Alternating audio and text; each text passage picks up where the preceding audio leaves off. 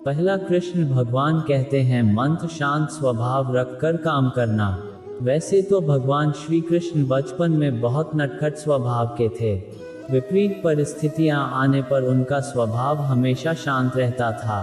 कृष्ण जी भगवान विष्णु के अवतार थे और वे यह बात जानते भी थे कि कंस मामा उन्हें बार बार मारना चाहते थे, फिर भी वे शांत रहते थे और समय आने पर कंस के हर प्रहार का मुंह तोड़ दिया। इससे सीख मिलती है कि कठिन समय में भी अपने शांत स्वभाव का त्याग नहीं करना चाहिए। दूसरा मंत्र, साधारण जीवन जीना। भगवान श्री कृष्ण हमेशा साधारण जीवन जीने में विश्वास करते थे। गोकुल के राजघराने में परविश होने के बावजूद वह अन्य सामान्य बालकों के साथ रहते, खेलते और घूमते रहते थे। उन्हें कभी भी अपने राजघराने का घमंड नहीं था। तीसरा मंत्र, कभी हार न मानना। कभी भी उनका मन बुरा समय आने पर घबराता नहीं था। वह विपरीत परिस्थितियों का डटकर मुकाबला करते थे। उनका मानना था बुरे समय में विवेकपूर्वक काम करना चाहिए। भगवान श्री कृष्ण ने कभी भी हार न मनाने का संदेश दिया था। अंत का प्रयास करते रहना चाहिए, भले ही परिणाम हमारे पक्ष में क्यों न हो। चौथा मंत्र, दोस्ती निभाना। कृष्ण और सुदामा की दोस्ती को कौन नहीं जानता। यह दोस्ती महज दोनों के प्रेम के कारण नहीं, बल्कि एक दूसरे के प्रति आदर के कारण भी प्रसिद्ध है। किंतु आज के जमाने में दोस्ती के असली मायने कोई नहीं जानता। श्री कृष्ण ने हमेशा अपने मित्र सुदामा और अर्जुन का साथ दिया था। पांचवा मंत्र, माता पिता का हमेशा आदर करना। श्री कृष्ण को जन्म देवकी ने दिया था, लेकिन उनका पालन पोषण यशोदा और राजा नंद ने गोकुल में किया। यह जानते हुए कि उनके अपने माता पिता उनसे दूर हैं, श्री कृष्ण ने उन्हें दिल से प्रेम किया। उनका आदर और सम्मान करने में कोई कसर ना छोड़ी। अगर कोई मनुष्य हमारे साथ बुरा कर रहा है तो उसे करने दो, यह उसका कर्म है और समय उसके कर्म का फल उसे जरूर देगा। लेकिन हमें कभी भी किसी के साथ बुरा नहीं करना चाहिए, क्योंकि यही हमारा धर्म है। श्री कृष्ण कभी भी हमारा हाल नहीं पूछते, पर वो हमारी सब खबर रखते हैं। श्री कृष्ण अपने सच्चे भक्तों पे हर घड़ी नजर रखते हैं। जो हुआ वह अच्छा हुआ, जो हो रहा है वह अच्छा हो रहा है, जो होगा वह भी अच्छा ही होगा। तुम भूत का पश्चाताप न करो, भविष्य की चिंता न करो, वर्तमान में जियो। अगर आप जीवन में असफल होते हैं तो आपको दोबारा प्रयास करने में कभी नहीं घबराना चाहिए, क्योंकि जब आप दोबारा प्रयास करते हैं तो आपकी शुरुआत सुनने से नहीं बल्कि आपके अनुभव से होती है। इस संसार में मनुष्य किसी भी रूप में बड़ा नहीं होता, बल्कि मनुष्य के पीछे जो ताकत खड़ी होती है वो ज़्यादा बड़ी होती है। मनुष्य अपने सच्चे हृदय से जो दान दे सकता है वह अपने हाथों से नहीं दे सकता, और मौन रहकर हम जो कह सकते हैं वह हम अपने शब्दों से नहीं कह सकते। अंतकाल में जो मनुष्य मेरा स्मरण करते हुए देह त्याग करता है वह मेरी शरण में आता है। इसलिए मनुष्य को चाहिए कि अंतकाल में मेरा चिंतन करें। श्री कृष्ण जी कहते हैं, जिस व्यक्ति को आपकी कद्र नहीं, उसके साथ खड़े रहने से अच्छा है आप अकेले रहे। जब आपके जीवन के चारों ओर हताशा और निराशा हो, जब दुखों ने आपको हर जगह से घेर रखा हो, तब आप सच्चे मन से कृष्ण जी के नाम का दीपक जलाना और अपना सब हाल श्री कृष्ण को सुना देना।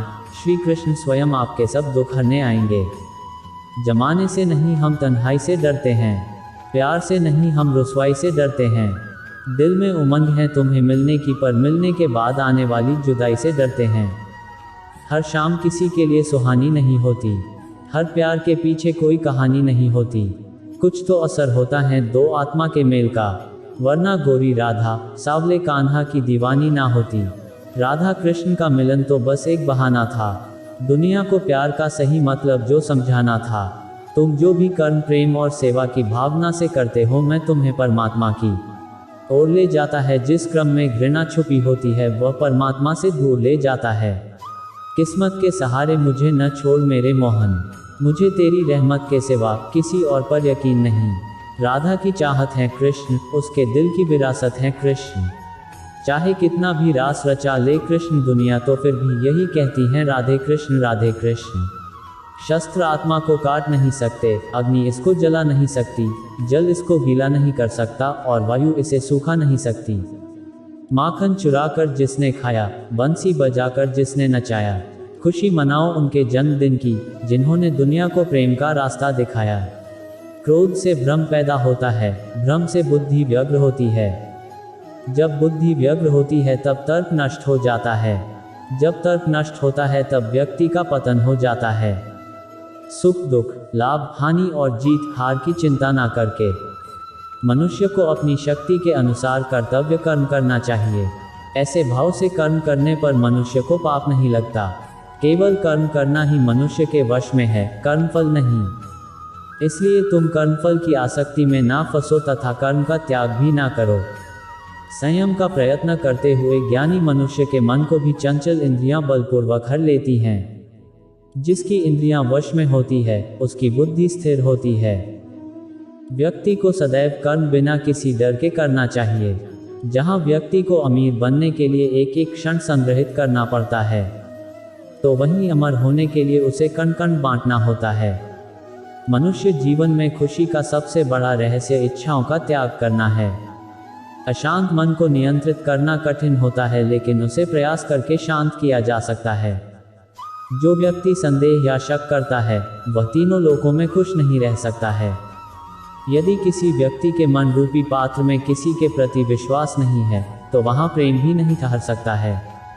मनुष्य को अपने आवश्यक कार्य सदैव करते रहना चाहिए, क्योंकि वास्तविकता में कार्य करना निष्क्रियता से कहीं अधिक श्रेष्ठ होता है। जो व्यक्ति बुद्धिमान है और समाज के लिए कार्य करना चाहता है, उसे बिना आसक्ति के कार्य को निष्पादित करना चाहिए। जो व्यक्ति अपने कर्मों में आनंद की अनुभूति प्राप्त कर लेता है, वह जीवन में पूर्णता की प्राप्ति कर लेता है। कि अपने लोगों की परख कठिन परिस्थितियों में की जाती है। उसी दौरान उसे ज्ञात होता है कि कौन उसका अपना है और कौन पराया।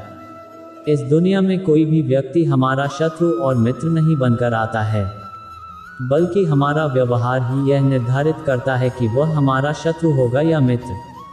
जब आप किसी अच्छे इंसान के साथ विश्वासघात करते हैं या उसे धोखा देते हैं, तो यह हीरे का त्याग करके पत्थर को अपनाने जैसा है। कोई काम यदि खुशी के लिए किया जाता है, तो उसको करके खुशी नहीं मिलती है, जबकि यदि आप कोई काम खुशी के साथ करते हैं, तो उसमें अवश्य प्रसन्नता मिलती है।